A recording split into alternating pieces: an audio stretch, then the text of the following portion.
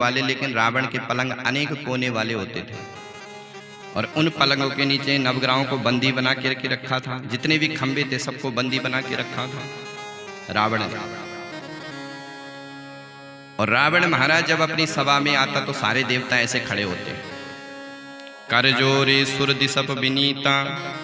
और रावण अगर किसी को स्वभाव से देख लेता तो दृष्टि विलोकत सकल सबीता। पहले तो देवता ऐसे देख रहे हो, जहां उनकी नजर उन देवताओं पर पड़ी तो तुरंत अपनी नजर को झुका लेते थे। इतना वैभव था रावण का। रावण ने महाराज सारे देवताओं की ड्यूटी लगा के रखी है। ब्रह्मा जी से कहता कि चलो वेद पाठ सुनाओ। रावण ऐसे वैसे का वेद पाठ भी नहीं सुनता था। ब्रह्मा की ड्यूटी लगा के रखी थी कि समय पर आओ और वेद पाठ करके जाओ। और भगवान शिव स्वयं पूजा करने के लिए आते थे लंका में। पहले रावण जाता था पूजा के लिए। एक दिन महाराज रावण पूजा करने के लिए जा रहा था भोलेनाथ की। तो रावण के मन में आया कि देखो तो सही मेरी बाहों में कितना बल है। तो कौतुक बस उसने कैलाश को ही उठा लिया कि देखता हूं। अब कैलाश उठा तो पूरा डगमगाया। माता पार्वती ने कहा भोलेनाथ ये क्या हो रहा है? बोले देवी चेला आ रहा है। पार्वती ने कहा महाराज ऐसे चेलाओं को आप घर में घुसने मत दो, ये तो कुछ भी कर दे। तो तब से भोलेनाथ स्वयं पूजा करने के लिए जाते समय पर। अगर किसी दिन लेट हो गए तो भोलेनाथ की भी क्लास लग जाती। ब्रह्मा जी का समय निश्चित है। एक दिन महाराज ब्रह्मा जी का वेद पाठ का समय हुआ तो ब्रह्मा जी पहुंच गए अपने समय पर। और ब्रह्मा जी ने वेद पाठ करना प्रारंभ कर दिया। गणानन्त्वा गणपति गुं हवामहे, प्रियाणन्त्वा प्रियपति गुं हवामहे, निधीनन्त्वा निधिपति गुं हवामहे, वसो मम आहम जानि गर्भधमा त्वम जासि गर्भधम्मा। अब रावण ने जब सुना तो रावण ने अपने चपड़ासी को भेजा। ब्रह्मा जी ने तो समय पर वेद पाठ किया, लेकिन भीतर से चपड़ासी आए और ब्रह्मा जी की क्लास लगाता है। रावण नहीं, रावण का चपड़ासी। रावण का सेवक कहता है कि ब्रह्मन्नद्दे सने सने तूष्णीम बहुस्तीयताम। हे मूर्ख ब्रह्मा, ये तेरे वेद पाठ का समय नहीं है, चुप हो जा। तूष्णीम। अब उस सभा में महाराज बड़े बड़े देवता आए थे, बृहस्पति नारद आदि, सब चुप हो गए। बोले राम राम, देखो समय की बलिहारी। आज रावण विधाता को फटकार लगा रहा है। इतने में बृहस्पति ने कहा कि भैया क्यों डांट रहे हो? ये विधाता है, ब्रह्मा को क्यों डांट रहे हो? तो उसने बृहस्पति को भी डांटना प्रारंभ कर दिया। स्वल्पम जल्प बृहस्पति जड़मते नैसा सभा वज्रनाव। हे मूर्ख बृहस्पति, ये तेरे इंद्र की सभा नहीं है, तू भी चुप हो जा। बृहस्पति भी चुप हो गया। नारद जी ने कहा कि मैं इसका मूड सही करता हूं, अपनी वीणा पर राग छेड़ता हूं। तो जैसे नारद जी ने वीणा पर राग छेड़ा तो सेवक कहते हैं वीणा संदर नारद स्तुति कथा। नारद जी अपनी वीणा नीचे रखो, नहीं तो आपको भी कष्ट संकट आ जाएगा। तो नारद जी भी बेचारे चुप हो गए। नारद जी के साथ में चलते एक तुम्बुरु नाम के गंधर्व, उसने कहा कि देखो मैं अभी अलाप भरता हूं, देखो अभी इसका मूड ठीक हो जाएगा संगीत से। तो अलापम अलम तुम्बुरु, तुम्बुरु ऋषि ने अलाप भरना प्रारंभ किया। तो सेवक ने कहा कि तुम्बुरु ऋषि अलापम अलम, बंद करो ये अलाप भरना। अंत में सबने कहा कि भैया तू डांट क्यों रहा है, बात क्या है?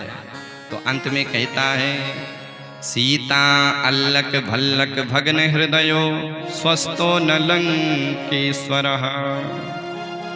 लंकेश्वर अभी अभी अशोक वाटिका से आ रहे हैं और सीता जी की जो अलकावली है वो लंकेश के हृदय में भाले के समान चुभी हुई है। सीता जी ने अभी अभी लंकेश को डांटा है। ब्रह्मन्नद्दे सनेस सने तूष्णीम बहुस्तीयताम। स्वल्पम जल्प बृहस्पति जड़मते नैसा सभा वज्रनाव। बीणा संदर नारद स्तुति कथा अलापम अलम तुम्बरो। सीता अल्लक भल्लक भग्न हृदयो स्वस्थो न लंकेश्वर। इसलिए लंकेश्वर अभी स्वस्थ नहीं है, वो अपने कक्ष में आराम कर रहे हैं, इसलिए अभी आप लोग ये अलाप आदि भरना बंद करो। तो ये वैभव था लंकेश का।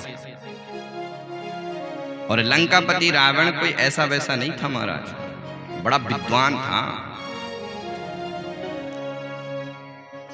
वेदज्ञ था। और लंकापति रावण कभी बैठ करके स्तोत्रों की रचना नहीं करता था, वो स्थिति को देख करके श्लोक बना देता था।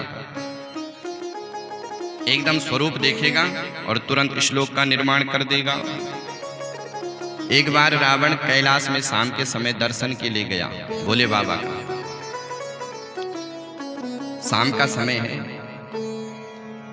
अब शाम के समय भोले बाबा की आरती हो रही थी। सांप बिच्छू नंदी भृंगी भूत प्रेत सब भोले बाबा की आरती कर रहे थे। दिव्य आरती चल रही और रावण दर्शन के लिए जा रहा था। अब रावण ने दूर से देखा कि यहां तो आरती हो रही है। नंदी भृंगी कोई ढोल बजा रहा है, कोई डमरू बजा रहा है, कोई चिमटा बजा रहा है, कोई मृदंग पर थाप दे रहा है, सब कोई ना कोई वाद्य यंत्र बजा रहा है और भगवान भोलेनाथ की आरती हो रही है। तो लंकेश ने देखा, उसी समय श्लोक का निर्माण कर दिया। यस्याग्रे त्राट त्राट दुट दुट ममलम टम टम टम टम टम डम सम डुडम सम डुहि डुहि चकितम भूपकम भुवनालम तैलम तैलम तु तैलम खुखुखु ख्वं ख्वं ख्वं ख्वं ख्वं ध्यायान्ते विप्रगान्ते वसति च सकलम पातु नो चंद्रचूड़ा। यस्याग्रे द्राट द्राट, जिसके आगे जो है नंदी भृंगी खूब डमरू आदि बजा रहे हैं।